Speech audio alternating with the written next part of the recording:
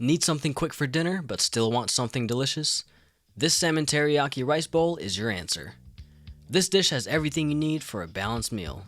It's packed with protein, healthy carbs, and the nutrients of the veggies.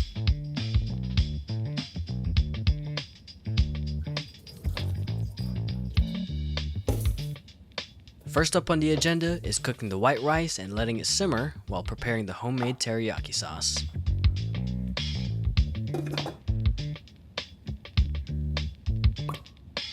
I'll begin by toasting a bit of sesame oil in this tiny pan, just enough to bring out its nutty flavor. While that heats up, I'll mix coconut aminos with honey for sweetness, a splash of vinegar for tang, the toasted sesame oil, minced garlic, or garlic in this case, and a pinch of ground ginger for warmth and spice.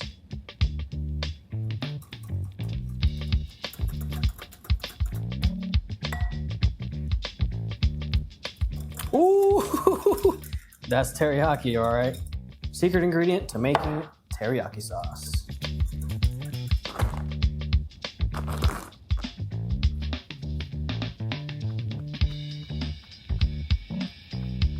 Once the salmon is patted dry, I'll measure out 1/3 cup of that sauce and use it to marinate the salmon in a shallow dish.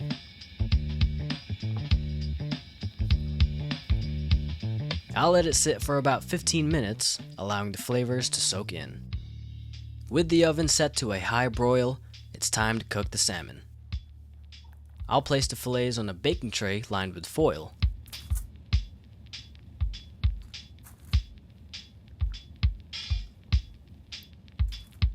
Looking back at this, pouring the excess marinade onto the tray was a mistake, since it hardened during cooking, making the foil nearly impossible to remove from the tray. So, if you're making this, be sure to discard any leftover marinade. But anyway, into the oven it goes to broil for about 8 minutes each side. Well, would you look at that? The Looney Tunes carrots. Now, it's time to prep the veggies. For this dish, I'm using carrots, cucumber, edamame, avocado, and green onions. I could pull out a mandolin to evenly slice the cucumbers and shred the carrots, but honestly, I'm not in the mood to clean extra equipment. So, I'll stick with my knife, quartering the cucumber slices and cutting the carrots into julienne strips.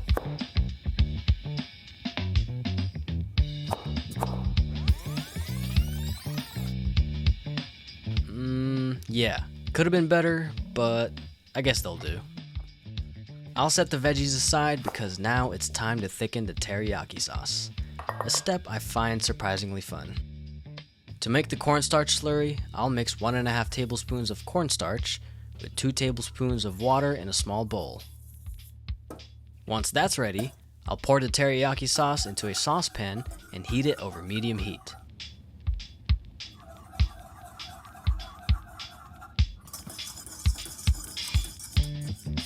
I'll keep stirring until the sauce reaches the perfect thickness. And the good news is, it doesn't take long at all. Oh my god, that was quick. Before you know it, you've got your very own homemade teriyaki sauce. If it ends up too thick, you can easily adjust it by adding a splash of water. With the sauce ready, I'll set it aside for now. And before I can assemble the bowl, there's one final step I almost forgot about: slicing the avocado. Once that's done, it's time to bring everything together and assemble the homemade salmon teriyaki bowl.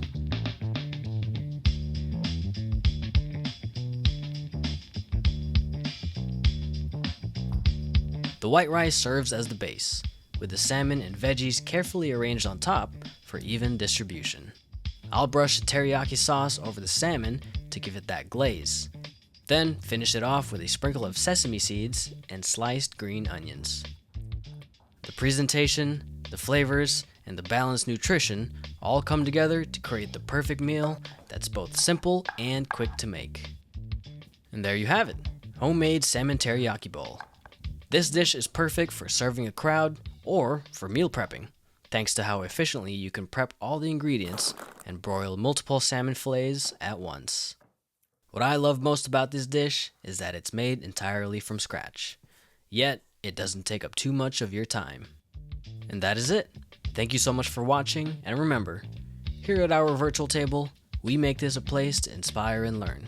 If you give this recipe a try, let me know in the comments how it turned out, or if you added your own twist. I'd love to hear your ideas. Make sure to hit that like and subscribe button, and hit that bell to stay tuned for next week's video, where I'm prepping up for the holidays by making green, red, and purple crinkle cookies. I'll see you all in the next one.